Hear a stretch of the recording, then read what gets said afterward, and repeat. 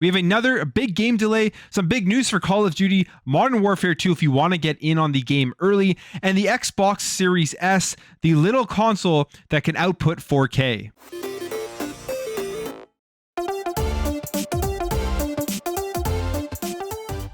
So there's some big games coming out this fall from God of War, Call of Duty Modern Warfare 2, Gotham Knights, and just around the corner, Saints Row. And one of the games that I don't know a lot of people are talking about that I think could really potentially be as good or better than a lot of them is Evil West. We've seen this game shown off with this gameplay reveal, and this game to me is one of the most hyped games I have for 2022. It looks like a ton of fun. Looks like it's going to be a game where you're going to be able to do a lot of different cool combat, the third person action, the movement, all that stuff looks really, really good. And they went into a deep gameplay trailer here back in June, which to me sold the game. I'm very, very excited for Evil West. And we were getting close to the release of this game, as I believe it was supposed to be coming out in September. So I was excited waiting for this game to come out. But as we know, it's 2022 and pretty much all games are getting delayed in 2022. It is that year where we are feeling the effects over the last 2 years of the development cycle of a lot of these games, and 2023 is going to be just an absolutely massive year. And Evil West is another one of those games that has been delayed, but not into 2023, just later into 2022. And here's what they say. Dear players, first of all, we would like to thank you for your continued support and patience for Evil West. We are overwhelmed by the incredible reception the game has gotten so far from our trailers and the demo some of you played at PAX East. We are working our very best to achieve our vision of Evil West and to meet your expectations. Evil West releases on 5 platforms, including multiple generation consoles. And this, to me, has been a theme for a lot of these games. You think back, you look at Warhammer 40k Darktide, and one of the weird things they're doing is releasing it on PC before they were releasing it on Xbox. And I think when you're going ahead with a delay, you might as well just delay the entire game until it can release on both platforms at the same time, especially because it is a game coming over to Xbox Game Pass. Then you have Marvel's Midnight Suns, which is also being delayed. But what they're doing is they are delaying the game for the older generation of consoles, the PS4 and the Xbox One, even later than the release for it on the Xbox Series and the PlayStation 5. So this multiple generations of consoles is a huge factor with a lot of these game delays that we are really now seeing play into it. And this all just ties back to the entire industry since the release of these consoles, with the chip shortage and the inability to get enough consoles out there for people to pick them up because the demand is so high. And if they were able to meet that demand, there would be even more consoles out there, and that incentive to want to create games for these older generations where there's already a big install base would be lower and lower. But they continue on here saying, giving our game more polish is crucial to provide our players with not only good but also lasting memories. That's something that we've always pursued. To ensure that the game reaches its full potential, we have made the decision to delay the worldwide launch of Evil West to November 22nd, 2022.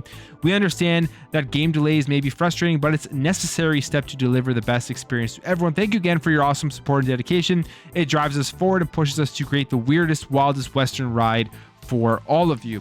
So Evil West, like I said, a game that I'm extremely excited for. This looks really, really good. It's really high up there on my radar for 2022, and it is delayed, but we are still going to be getting it this year on November 22nd. And one thing that is going to be interesting too when this game releases is that we are people talking continuously about God of War Ragnarok. God of War Ragnarok is going to be a big game. I'm extremely excited for it. I really do enjoy the God of War franchise, but there is a narrative going on out there that games are just moving and trying to avoid God of War Ragnarok, and we have a different thing here where Evil West is actually moving closer to God of War Ragnarok.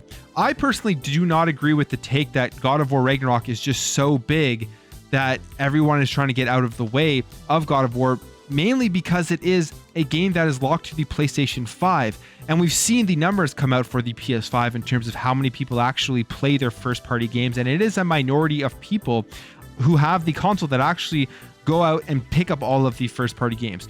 So God of War Ragnarok is already locked to a singular console. So it's already locked to a minority amount of gamers. And then on top of that, the people who have that console, even less of them are going to go out and pick it up. If you're a bigger game, if you're a Harry Potter, we know that got dated to 2023. If you're Evil West, if you're any of these big third-party games that are coming out they're putting their games out on multiple different consoles. I don't think they're that worried about people not paying attention to them, even if they do release around God of War, because they have such a bigger base of people to draw from that aren't going to be playing God of War, but will be playing these games. So Call of Duty Modern Warfare 2 is going to be the biggest game in 2022 in terms of players, in terms of money made, and all of that type of stuff. And in 2023, I think it's going to be just such a massive Call of Duty game, bringing us back with the nostalgia hit for Modern Warfare 2 back on the Xbox 360, which pretty much everybody was playing. It was a cultural phenomenon back then, and they're making a new version of it coming out on October 28th. They just recently put out a new campaign trailer, and it is the campaign early access trailer, giving us just a quick look as to what we can expect from the actual campaign itself. And from this short video, graphically looks absolutely stunning. I'm somebody who's just gone through and played Call of Duty Vanguard and Call of Duty Black Ops Cold War campaigns, and I thought they were a ton of fun. I think they actually did a very good job on them, and especially Call of Duty Vanguard in terms of the graphics, one of the best looking games I think I've ever played. It really, in my opinion, looked that good. But they put out this campaign trailer, and they are going to give people early access to the campaign starting October 20th if you do the digital pre-order of the game. It says here, this grants you up to a week to complete the incredible multi-mission single-player globe-trotting operation before the full game launches on October 28th. And this campaign features missions in Europe, Asia, and the Americas, and is set to be an incredible experience on numerous levels. Offshore sieges with underwater combat, all-out explosive assaults from 30,000 feet above enemy strongholds, and high-stakes, low-profile stealth missions in both plain sight and under the cover of darkness. So if you're looking forward to the Call of Duty Modern Warfare 2 campaign, you may want to consider digital pre-order, because you're going to be able to play through it.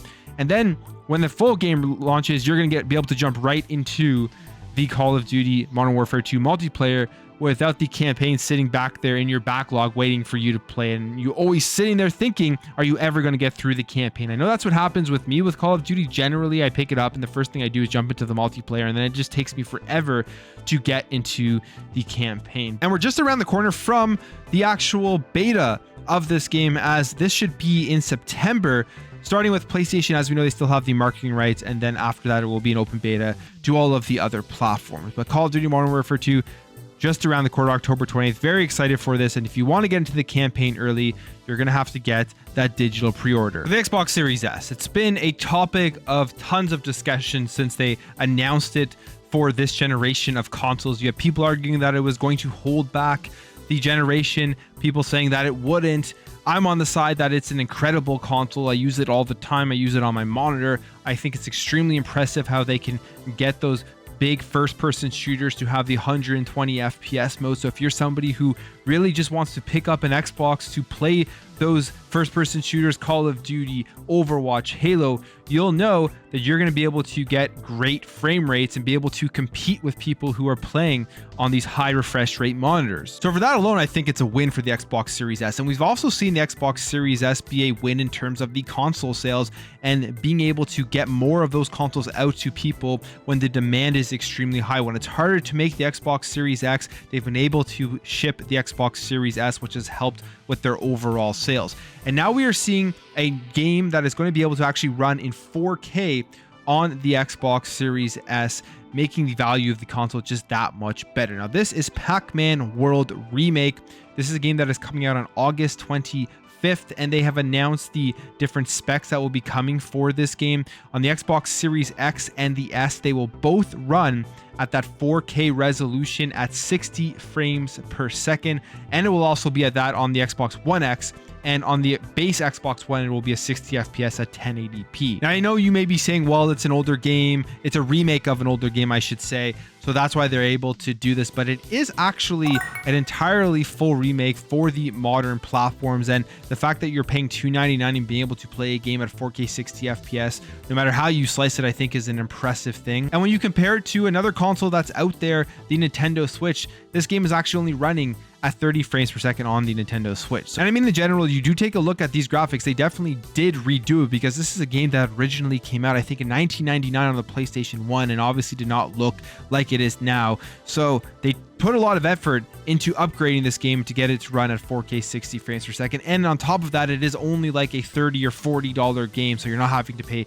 a full price for a remake like we have to pay with some other remakes that are coming out very soon. That's it for me, guys. What are your thoughts on Evil West getting delayed? What do you think about the pre-order for Call of Duty Modern Warfare 2 getting you that early access to the campaign? And are you going to be playing the remake of Pac-Man World? If you enjoyed this video, make sure to hit that thumbs up button. If you're new here and you liked what you saw, consider hitting that subscribe button. Thank you all for watching. Thank you for your support, and I'll catch you in the next video.